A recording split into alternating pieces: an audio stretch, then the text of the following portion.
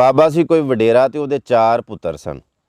उन्हें अपने 4 बच्चों को कोल बिठा लिया तो आखन लगा, पुत्तर इन्हां सावां दा कोई इतबार नहीं किहड़े वेले मैं फौत होई हाँ, मेरी एक वसीयत है। बच्चे आखन लगे, अब्बा जी की वसीयत है? वो आखन लगा, वसीयत मैं एक वर्के उत्ते लिखी है, जिदन मैं फौत होई हाँ ना, मेरे मरण तो बाद तुसां वसीयत पढ़नी है। वो आखन लगे ठीक है। चलो कुछ वक्त गुजरिया तो बाबे हरी अल्लाह नूं प्यारे हो गए। दब दुब किना ते बच्चों ने 4 ने सलाह की भी वो वसीयत तो पढ़ी है ना। जो वो वर्का खोलिया तो उत्ते लिखिया सी बाबे ने कि जिन्नी मेरी जायदाद है ना, वो 3 बच्चों दी एक हरामदे दा मेरी जायदाद दे विच कोई हिस्सा नहीं। हुण ना नहीं सी लिखिया कि किदा हिस्सा नहीं ते किहड़ा हरामदा है। वो 4 ही एक दूजे दे नाल ना लड़न लग पे। वो सारे मतलब हिस्सा चाहते सन, पता ना लगे कि किहड़ा साडे चों हरामदा ते किहदा हिस्सा नहीं। किसी सियाणे बंदे ने आख्या भी तुसीं आपस च लड़ो ना, ते तुहाडे इस मसले दा फलाणे पिंड चौधरी है, वो फैसला कर छड़ेगा, तुसीं उहदे कोल जाओ। जदों ये 4 भरा उस चौधरी दे कोल गए ना, ते पिंड वड़न ही लगे ने ते एक बच्ची टकरी, जवान कुड़ी मिली। तो उन्होंने उन्हें पूछया भी असां फलाणे फलाणे चौधरी नूं मिलना है, तो उहदा डेरा किहड़े पासे वे? वो आखन लगी वो तो अन्ना हो गया, उन जगह जाके तो पुछ लो लोगों नूं, वो तो नबीना हो गया। चलो खैर अगां गए तो एक बीबी मिली। उन्हें पूछया भी बीबी जी भैन जी असां फलाणे फलाणे चौधरी नूं मिलना है। वो आखन लगी वो तो फौत हो गए।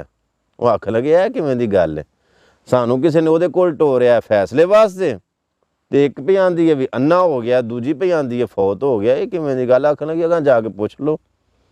अगों किसी होर नूं पुछया तो पुछ के उहदे डेरे अपड़ गए।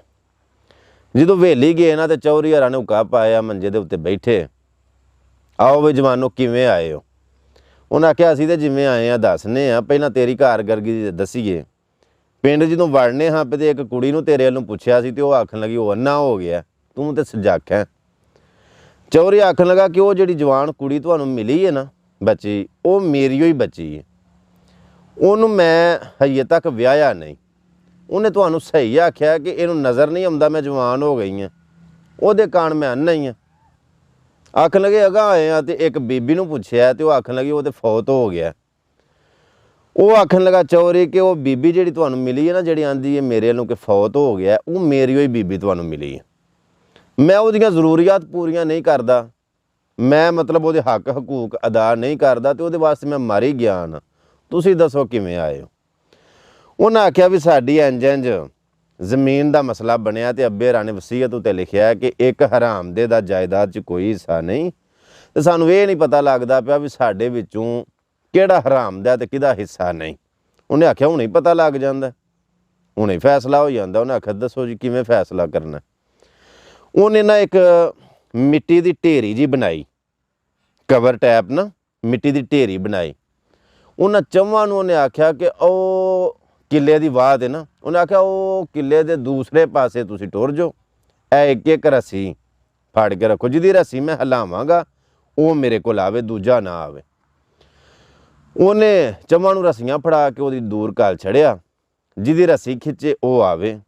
एक नूं बुलाया, उन्हें रस्सी खिंच के तो उन्हें आख्या भी है तेरे प्यो की कबर बनाई है मैं, इनू 5 जुत्तियां मार ते तेनों मैं जायदाद तेरी चो हिस्सा दे देंगा, बाकियां नूं दियां ना दियां।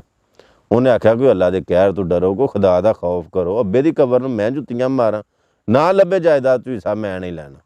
उन्हें ना मारी, उन्हें आख्या जा टुर जा। दूजे नूं बुलाया रस्सी खिंच के, वो आया, उन्होंने इन्हें यही आख्या कि अब्बे की कबर नूं जुत्तियां मार, 5 जुत्तियां मार तो मैं तेनों जायदाद चो हिस्सा दवा देना। उन्हें आख्या कोई गल करन वाली कर, किहड़े रोकदा चौधरी ने, किंज दियां गल्लां करना पिया, अब्बे की कबर नूं जुत्तियां मारीए, मैनूं नहीं चाहिदा हिस्सा। उन्हें आख्या चल जा तूं ही टुर जा। तीजे नूं बुलाया, उन्हें भी इंज ही आख्या, उन्हें आख्या वेखो गल करन वाली है, अब्बे की कबर नूं जुत्तियां, उन्हें आख्या जा तूं ही टुर जा। चौथे नूं बुलाया, उन्हें आख्या होरा, उन्हें आख्या जायदाद चो हिस्सा लैना ही? उन्हें आख्या लैना। उन्हें आख्या अब्बे तेरे दी कबर इत्थे 5 जुत्तियां मार ते मैं तेनों जायदाद चो हिस्सा दवा देना। उन्हें आख्या 5 किवें 10 मारना? उन्हें ला के जुत्ती ते उन्हें जुत्तियां कड्ढ मारियां। उन्हें आख्या हराम दा ऐ जे असली, जिहड़ा अपने मुफाद वास्ते, अपने लालच वास्ते अपने प्यो की इज्जत तकरीम ही नहीं वेंदा पिया।